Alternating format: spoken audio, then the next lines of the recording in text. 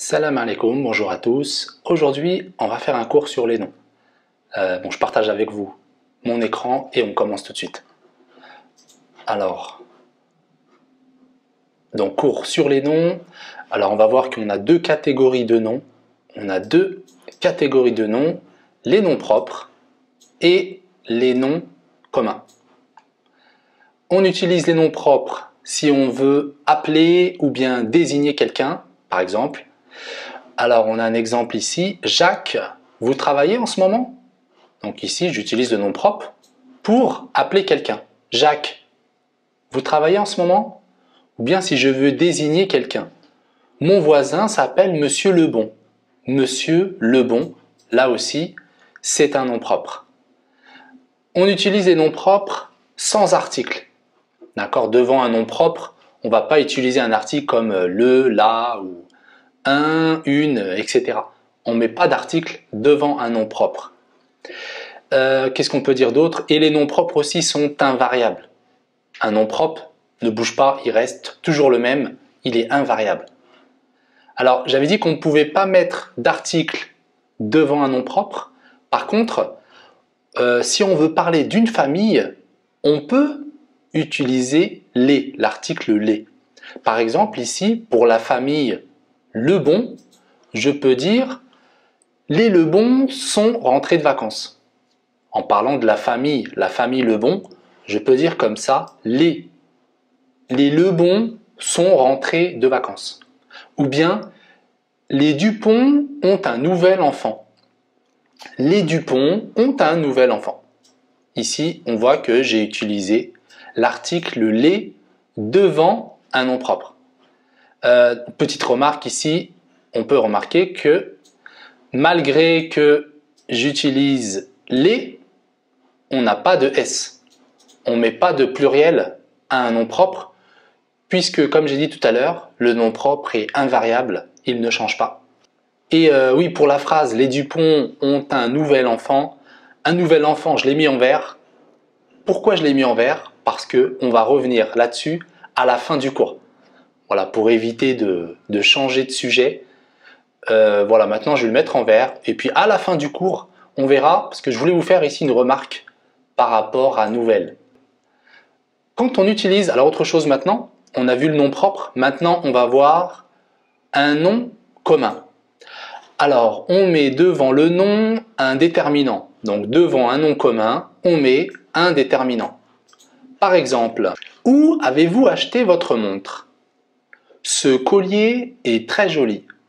La mère de mon ami est professeur. Donc, on voit ici, dans ces trois phrases, on voit que devant le nom, j'ai utilisé un déterminant. Par exemple, votre montre, ici, on a votre. Ce collier est très joli. Ce. La mère de mon ami est professeur. La et puis mon. On a la et on a mon. Donc dans ces exemples, votre, ce, la et mon sont les déterminants des noms. Et par rapport à ce que l'on veut dire, par rapport au sens, par rapport à l'idée qu'on a, on va utiliser différents déterminants. Alors maintenant, on va voir 5 déterminants. Il y a plus de 5 déterminants en français, mais on va en voir 5, c'est déjà pas mal. Donc on va commencer par l'article défini. L'article défini, le, la, les. Par exemple, le professeur est absent aujourd'hui. La lumière du salon est allumée. Les enfants jouent dans le parc. Ici, on a utilisé les articles définis, le, la, les. Et ici aussi, encore un article défini, le. On a les articles indéfinis. Indéfinis, c'est un, une, des. Par exemple, un enfant est tombé dans le parc. Une voiture a été volée dans la rue. Il a acheté des pommes au marché. On a l'article indéfini, un enfant, une voiture, il a acheté des pommes. Il a acheté des pommes au marché. On a aussi l'article 0, ce qu'on appelle l'article 0, c'est-à-dire qu'on ne va pas utiliser d'article. Alors, par exemple, une situation où on n'utilise pas l'article 0, c'est sur les panneaux de devanture. Vous savez, les panneaux qu'on met, les panneaux devant les boutiques, devant les petites boutiques, souvent on a des panneaux. Par exemple, devant une boulangerie, on met un panneau, et puis sur le panneau, en général, on ne met pas l'article, on met directement boulangerie. Ici, on peut mettre mairie. Vous voyez ce que je veux dire? Boulangerie, plombier, électricien, enfin, vous voyez, devant les panneaux, en général, on ne met pas d'article. Pour les annonces aussi, quand on fait une annonce, par exemple sur Internet, en général, on ne met pas l'article aussi. On parle directement, on dit voiture à vendre, ou bien maison à louer pas cher. Vous voyez qu'on ne dit pas une voiture à vendre, on met directement voiture à vendre. Et puis pour les proverbes aussi, souvent pour les proverbes, on n'utilise pas d'article. Par exemple ici, pierre qui roule n'amasse pas mousse. Pierre, on parle d'une pierre, qui roule n'amasse pas mousse, on parle de la mousse. Et pourtant, on ne met pas d'article. Alors je l'ai mis en vert, pareil, avec un petit astérix. On verra le sens de ce proverbe à la fin du cours. Pierre qui roule n'amasse pas mousse. Qu'est-ce que ça veut dire? Un peu de suspense, on verra à la fin du cours. Je continue, donc on va voir aussi les articles démonstratifs. Cet homme est très sympathique. Cette maîtresse aime son métier. Ce camion bloque le passage. Ici, on a les articles démonstratifs, ce, cette, ce. Et puis, on termine avec les articles possessifs. Il a mangé mon gâteau. Mes enfants sont à l'école. Ma sœur habite au Canada. Donc là, pareil, on a les articles possessifs. Mon, mes, ma. Voilà pour les articles. On va voir maintenant les quelques remarques que j'avais soulignées. Alors, j'avais souligné tout à l'heure, une voiture a été volée dans la rue. Alors, dans cette phrase, une voiture a été volée dans la rue. Quel est le temps ici? Quel est le temps utilisé? A été volé. Alors, ça peut quand même paraître, ça peut perturber quand on voit a été volé. Bon, pour ceux qui savent, ça va, mais pour ceux qui ne connaissent pas la voix passive, c'est un peu difficile de comprendre quel est le temps ici. Alors, je fais un petit rappel, voilà, c'est pour ça que je voulais en profiter pour faire un petit rappel sur la voix passive. Ici, on voit une voiture a été volée dans la rue. Alors, la voix passive, c'est justement cette phrase.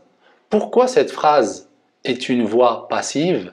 Parce que ici, le sujet, une voiture, ici, la voiture ne fait pas l'action. Ce n'est pas la voiture qui vole.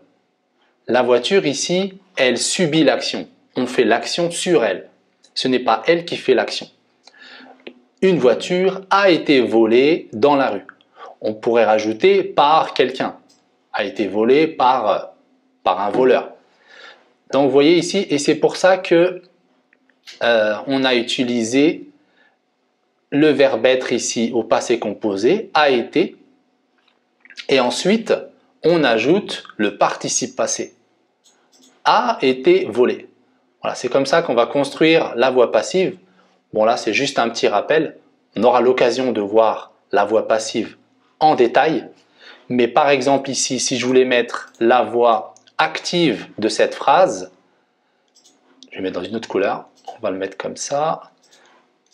Pour la voix active, donc si on parle par exemple d'un voleur, on va dire un voleur a volé. Un voleur a volé une voiture. Voilà. Ici, on a la voix active. Ça, c'est la voix active. Un voleur, c'est le sujet. A volé, donc c'est le verbe. Une voiture. Ici, on voit bien que le sujet, c'est le sujet qui fait l'action. C'est le sujet qui vole. Un voleur, c'est le sujet. Le voleur vole, a volé, et il a volé quoi? Une voiture. Et à la voix passive, qu'est-ce qu'on fait à la voix passive? On a le COD, il a volé quoi? Une voiture. Le COD ici, il va devenir le sujet. de la voix passive. Donc on va dire une voiture. Ensuite, je vais prendre le verbe être et je vais le conjuguer au même temps que la voix active. Ici, on a quoi comme temps ici? Ici, on a le passé composé, a volé. Donc, je vais conjuguer le verbe être au passé composé. Une voiture a été. C'est le verbe être au passé composé. Et après, j'ajoute le participe passé du verbe voler. Donc là, c'est voler. Voilà, c'est juste un petit rappel. On verra la voix passive plus en détail, Inch'Allah. Maintenant, on passe, tout à l'heure, je vous ai dit, on avait un proverbe. Pierre qui roule n'amasse pas mousse. Que veut dire ce proverbe? Quel est le sens de ce proverbe? Donc pierre, ici on parle d'une pierre. Hein, on parle d'une pierre qu'on jette, une pierre. Ici on nous dit que une pierre qui roule, vous savez, il roule, on la jette et puis il roule, ou bien qui se déplace, une pierre qui roule, n'amasse, c'est quoi le verbe amasser? Amasser, c'est réunir, réunir des choses. Donc ici on parle de la mousse. La mousse, c'est comme de l'herbe. Vous savez, par exemple, au bord de la mer, au niveau des rochers, on a comme de l'herbe verte. C'est de la mousse qui se colle au rocher justement. Alors ici, on nous dit qu'une pierre qui roule, une pierre qui est tout le temps en mouvement, l'herbe, la mousse, ne peut pas se coller à la pierre. Ça, c'est la traduction littéraire. Maintenant, quel est le sens? Ici, on veut parler d'une personne. On parle d'une personne qui fait beaucoup de choses. Une personne qui fait beaucoup de choses, qui est constamment en mouvement, mais elle n'amasse pas d'argent ou de biens. Elle n'économise pas d'argent. Elle ne ramasse pas d'argent. Une personne qui est tout le temps en mouvement, elle ne ramasse pas d'argent. Voilà, c'est ça un petit peu le proverbe. Voilà l'idée de ce proverbe. Ça veut dire que une personne qui part un peu dans tous les sens, elle n'arrivera pas à réunir, à ramasser de l'argent. Et dernière remarque ici, tout à l'heure, je vous ai dit une remarque avec un nouvel enfant. Un nouvel enfant. On voit ici, un, c'est masculin. Et normalement, avec le masculin, on utilise nouveau. Par exemple, un nouveau quoi? Un nouveau camion. Un nouveau camion. Camion, c'est masculin, donc je dis un camion. Et l'adjectif ici, l'adjectif s'accorde avec le nom. Si le nom il est masculin, l'adjectif est masculin. Si le nom est féminin, l'adjectif est féminin. Donc ici, comme le nom est masculin, j'utilise l'adjectif au masculin. Là, ici, ce qui peut nous gêner, c'est que, par exemple, si j'écris une nouvelle voiture. Donc, on voit que, voilà, quand le nom est féminin, l'adjectif est féminin. Nouvelle.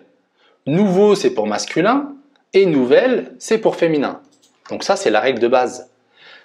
Par contre, ici, on voit que j'ai utilisé nouvelle alors que le nom est masculin. On dit un enfant.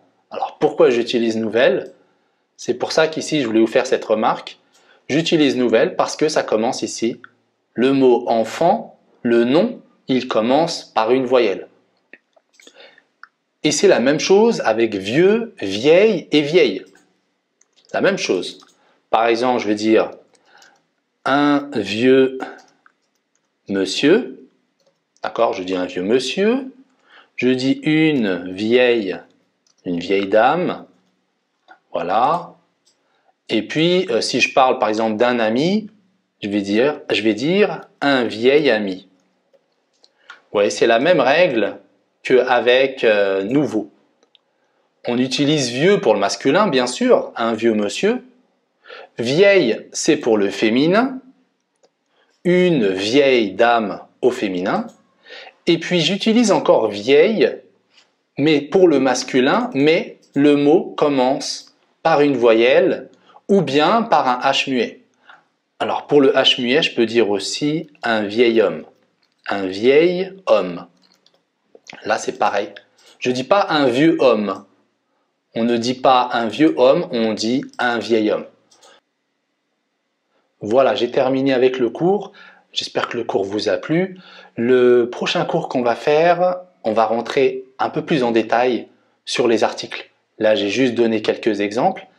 Là, on va rentrer plus en détail sur l'article défini, l'article indéfini.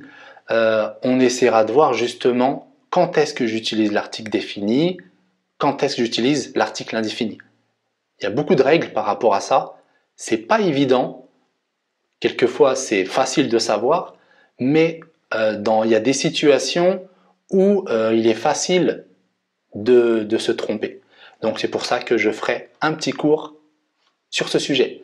Voilà, prenez soin de vous et je vous dis à la prochaine.